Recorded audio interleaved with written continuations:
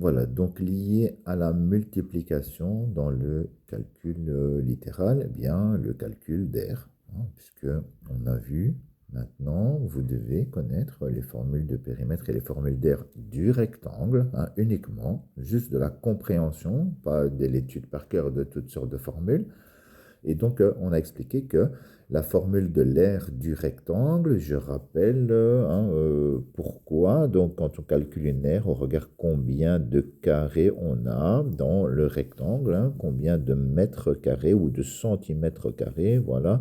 Et pour compter les carrés, eh bien, si on a 5 rangées de 3, donc longueur fois largeur, on fait 5 fois 3. Voilà. Donc l'aire du rectangle, c'est longueur fois largeur. Eh bien, c'est juste ça qu'on va appliquer ici, tout simplement. Donc voilà, un rectangle de longueur A et de largeur B.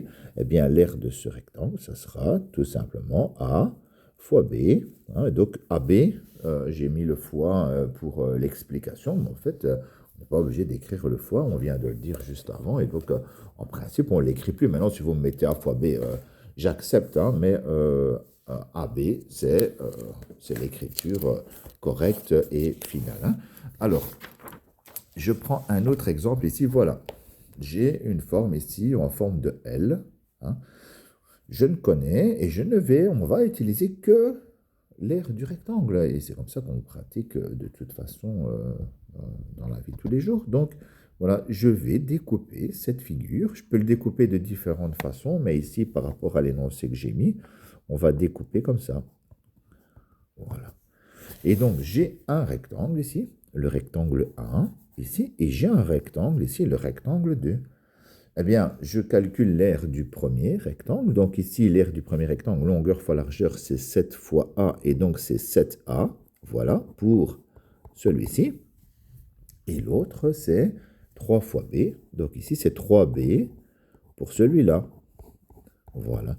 Et si je veux l'aire totale, eh bien, l'aire totale, c'est l'aire du premier plus l'aire du deuxième. Ben voilà, 7A plus 3B, voilà, pour l'aire de cette figure-ci.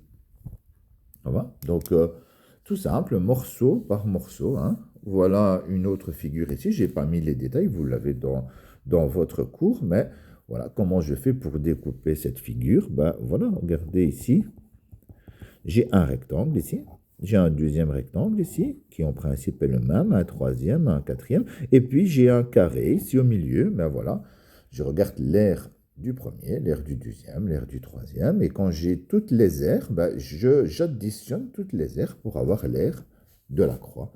Voilà, je vous laisse faire. Il y en a un qui est plus difficile. Le dernier, il est plus difficile. Bon, vous jetez un œil. Et si ça ne va pas, ça, je peux expliquer en classe. Ce sera peut-être plus facile, ou je peux faire une vidéo. Mais enfin, vous inquiétez pas, ce n'est pas le plus difficile qui est important pour l'instant, c'est de comprendre le principe et de savoir faire l'ensemble des figures.